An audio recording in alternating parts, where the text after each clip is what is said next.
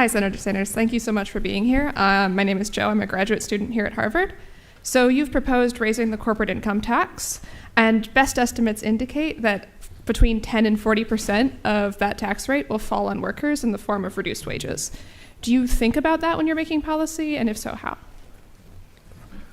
Do I accept the corporate line and the right-wing line that anytime we stand up for workers or do something that adversely impacts the rich, that it's going to really benefit, it's really going to hurt workers? No, I don't. We right now have an absurd situation where billionaires are paying an effective tax rate that is lower than nurses and truck drivers. You got major corporations who are paying virtually nothing in taxes. So what you're telling me is that if we finally demand that they start paying their fair share of taxes, they're going to punish workers? I don't accept that. We can deal with that through unions, we can deal with that through government. But the idea that you have massive income and wealth inequality and a tax system which wildly favors the rich is not acceptable to me.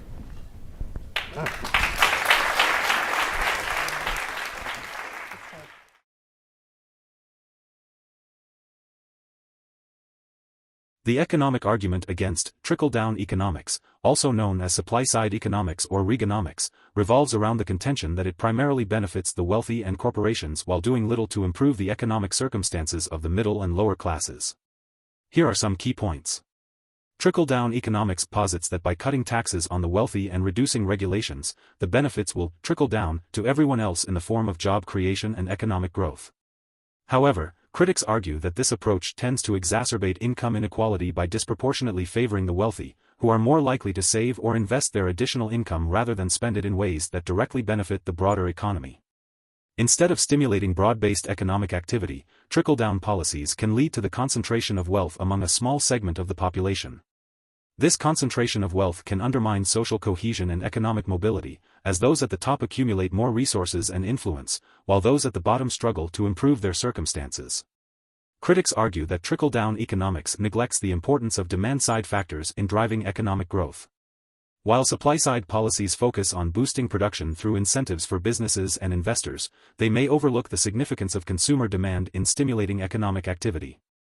Without sufficient purchasing power among consumers, increased production may not translate into sustainable economic growth. Trickle-down policies often involve significant tax cuts, which can reduce government revenue and lead to budget deficits.